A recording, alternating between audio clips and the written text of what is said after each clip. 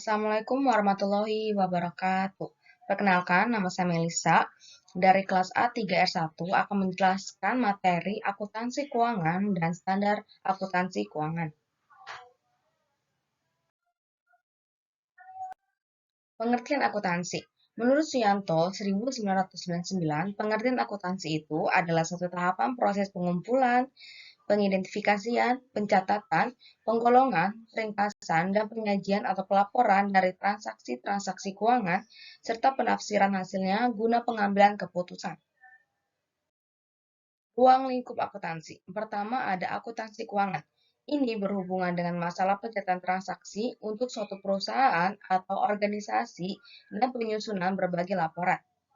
Kedua, ada akuntansi biaya, yaitu menekankan pada penentuan dan pengendalian biaya selama proses produksi dan harga pokok dari barang yang selesai diproduksi. Ketiga, ada akuntansi manajemen, menggunakan biaya histori taksiran guna membantu manajemen di dalam menjalankan kegiatan dan perencanaan. Pihak yang berkepentingan informasi akuntansi. Pertama, ada pihak internal, yaitu manajemen atau stewardship, memiliki kendali secara langsung terhadap sistem akuntansi dan dapat menentukan informasi apa yang dibutuhkan dan bagaimana informasi itu dilaporkan. Kedua, ada pihak eksternal, yaitu pemegang saham atau pemilik atau investor, kreditur, atau masyarakat untuk perusahaan yang sudah go publik. Selanjutnya, ada akuntansi keuangan. Dua karakteristik penting dari akuntansi. Yang pertama ada pengidentifikasian, pengukuran, dan pengkomunikasian informasi keuangan. Kedua, ada entitas ekonomi pada pemakai yang berkepentingan. Selanjutnya ada dua macam akuntansi keuangan. Pertama ada akuntansi keuangan, yaitu sebuah proses yang pembuatan laporan keuangan menyangkut perusahaan secara keseluruhan untuk digunakan oleh pihak internal maupun eksternal. Pemakai laporan keuangan meliputi investor, kreditur, manajer, serikat pekerja, dan badan pemerintah. Akuntansi manajerial, yaitu pengukuran, penganalisaan, dan pengkomunikasian informasi keuangan yang dibutuhkan oleh manajemen untuk merencanakan, mengevaluasi, dan mengendalikan operasi sebuah perusahaan. Selanjutnya yaitu standar akuntansi keuangan, yaitu suatu kerangka atau prosedur dalam pembuatan laporan keuangan guna menyeragamkan penyajian laporan keuangan tersebut.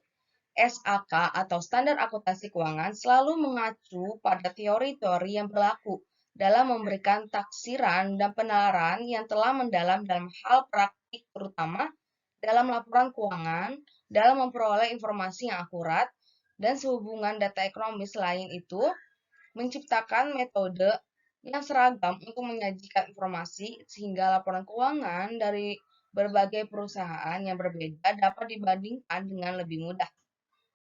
Tujuan laporan keuangan.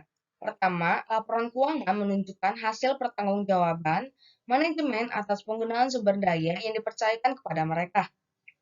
Kedua, laporan keuangan menyajikan informasi, pertama ada aset, liabilitas, ekuitas, pendapatan dan beban termasuk keuntungan dan kerugian, kontribusi dari distribusi kepada pemilik dalam kapasitasnya sebagai pemilik, dan juga arus kas. Selanjutnya, informasi yang berguna bagi keputusan investasi dan kredit. Komponen-komponen laporan keuangan. Laporan keuangan yang lengkap terdiri dari laporan posisi keuangan atau neraca pada akhir periode.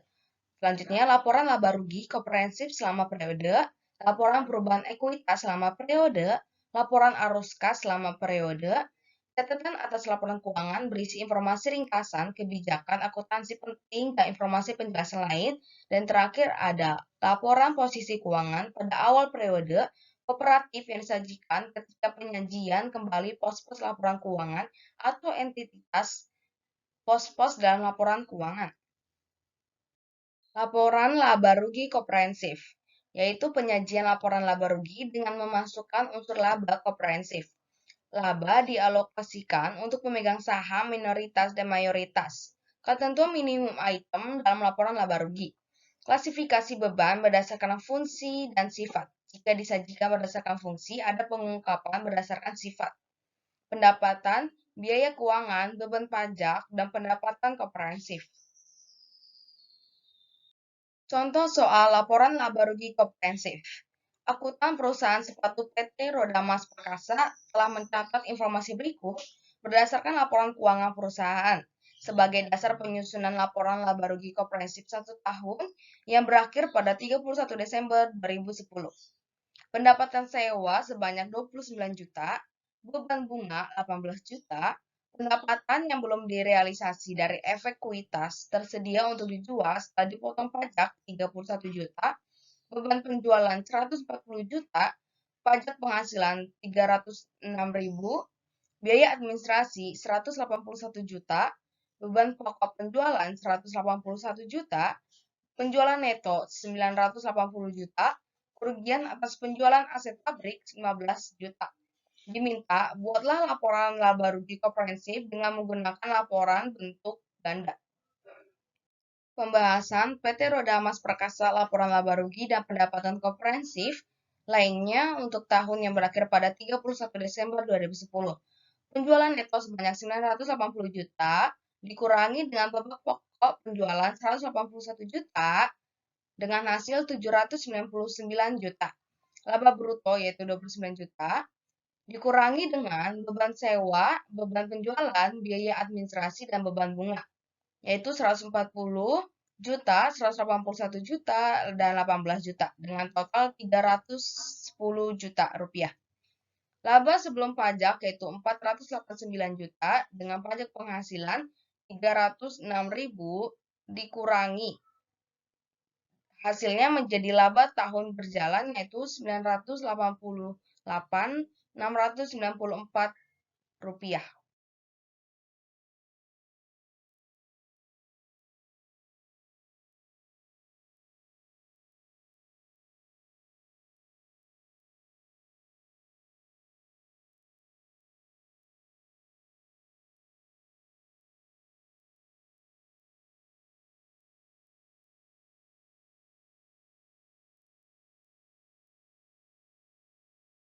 Sekian dan terima kasih.